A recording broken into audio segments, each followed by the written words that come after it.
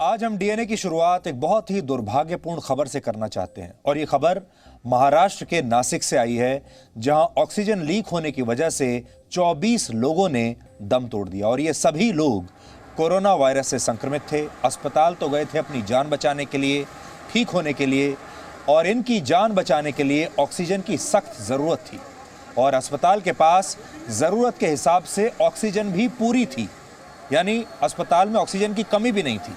लेकिन इनकी किस्मत खराब थी और कुछ लोग लापरवाही पर उतरे हुए थे और तभी ये दर्दनाक हादसा हुआ और ये सभी 24 मरीज बच नहीं पाए। इन सब ने दम तोड़ दिया एक एक करके और बहुत दर्दनाक मौत इनकी हुई।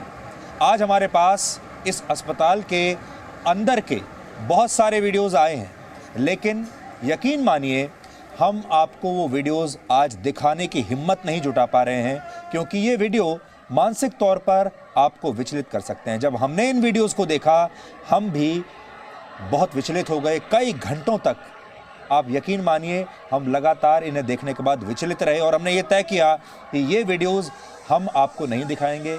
वैसे भी चारों तरफ माहौल आजकल डर का है, डिप्रेशन का है, अंधकार का है और हम ऐसा बिल्कुल नहीं चाहते कि आप परेशान हो जाएं, आप इन तस्वीरों को देखकर और डिप्रेशन में चली जाएं। इसलिए आज हम आपको ये वीडियोस नहीं दिखाएंगे। हम बस आपको जागरूक करेंगे और आपको बताएंगे कि यह हादसा आखिर कैसे हुआ। और आप सोचिए, इन 24 लोगों की कोई गलती नहीं थी। ये बिल्कुल सही जगह आए, ये अस्पताल में आए, इन्होंने बिल्कुल सही काम किया। अस्पताल ने इन्हें वेंटिलेटर्स पर रखा, बिल्कुल सही काम किया। अस्पताल में ऑक्सीजन की भी कोई कमी नहीं थी, लेकिन फिर भी ये लोग बचे नहीं। इसे आप इस चित्र की मदद से समझिए।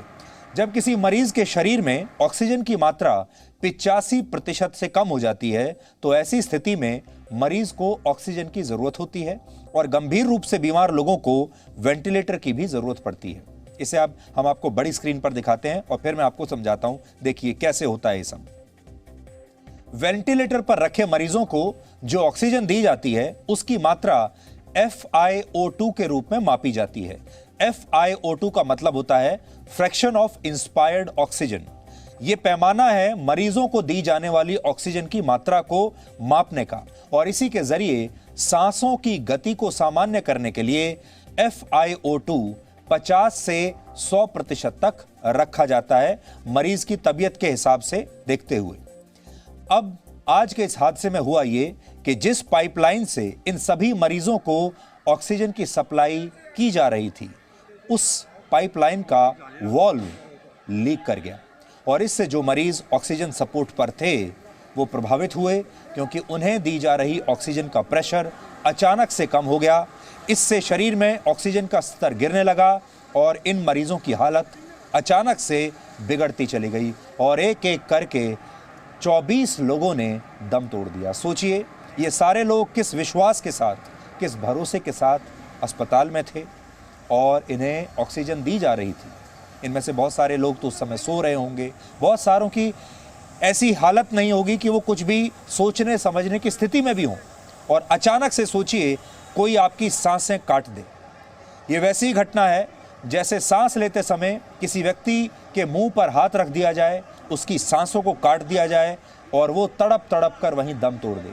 हमारे देश में लोग अक्सर ये बात कहते हैं कि जब तक सांस चल रही है तब तक सब ठीक है, लेकिन क्या आपको पता है कि लोग ऐसा क्यों कहते हैं? ये लोग ऐसा इसलिए कहते हैं क्योंकि ये सांसें ऑक्सीजन पर चल रही होती हैं। आप इसे ऐसे समझिए कि शरीर एक वाहन की तरह है और ऑक्सीजन उसका ईंधन, और अगर ईंधन बंद हो गया, ईंधन नहीं मिले तो वाहन रुक जाता है, वाहन बंद पड़ जाता है। और इसी प्रकार से अगर शरीर को ऑक्सीजन ना मिले तो शरीर भी बंद पड़ जाता है।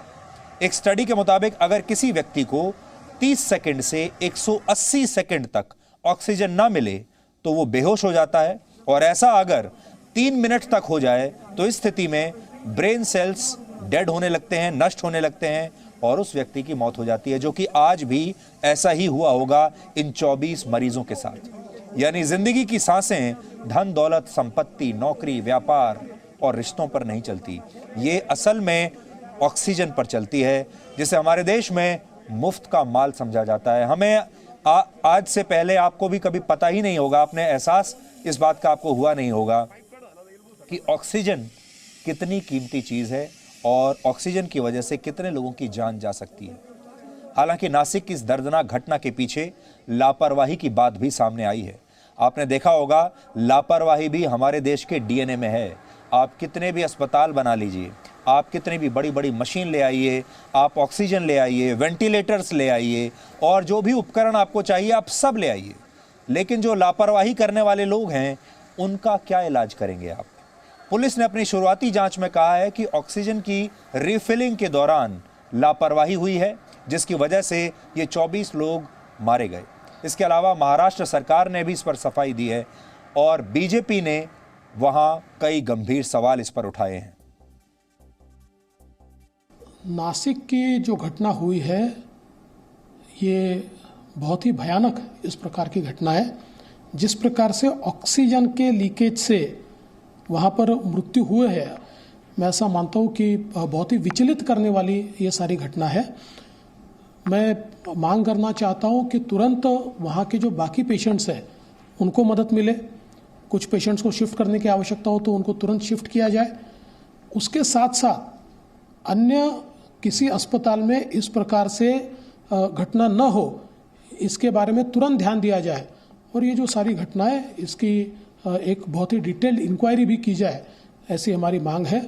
अभी के समय तो मैं इतना ही कह सकता हूँ कि जिनकी मृत्यु हुई है उनके घर वालों के साथ हमारी संवेदनाएं हैं। नासिक में जो टैंकर आया था उसको उसके वॉल्स लीकेज होने की वजह से ज़रूर ऑक्सीजन बड़े पैमाने पे लीकेज हुआ और जिस हॉस्पिटल को वो जा रहा था उस पर निश्चित तौर पर उसका इम्पैक्ट हुआ होगा, लेकिन इसके बारे में क्या इम्पैक्ट हुआ है ये जानकारी मुझे लेना ज़रूरी है। वो अभी तो पूरी पता नहीं है, लेकिन ज़रूर इम्पैक्ट हुआ होगा क्योंकि आफ्टर ऑल वेंटिलेटर्स पे जो पेशेंट्स होते हैं उसके बारे में उनको टाइमली ऑक्सीजन मिलना ज़रूरी होता है। तो इसके बारे में डिटेल में जानकारी लेके हम ज़रूर प्रेस नोट इसका इशू करेंगे। नाही, याच्यामध्ये आपली पूर्ण जिल्हा प्रशासनाची जी यंत्रणा आहेत ते कामावर आहेत आणि ते सर्व दिवसरात्री काम करत आहेत। याच्यामध्ये हा जे आहेत ते चूक जे झालेली आहे ते दुर्दैवी चूक आहेत, टेक्निकल स्वरूपाची चूक आहे आणि याच्यामुळे आपण हे नाही सांगू शकतो की मृत्यूदर वाढलेला आहे, पण शासन सक्षम आहेत आणि जे काही याच्यामध्ये उपाययोजना करता येईल ते आपण करणार आहेत।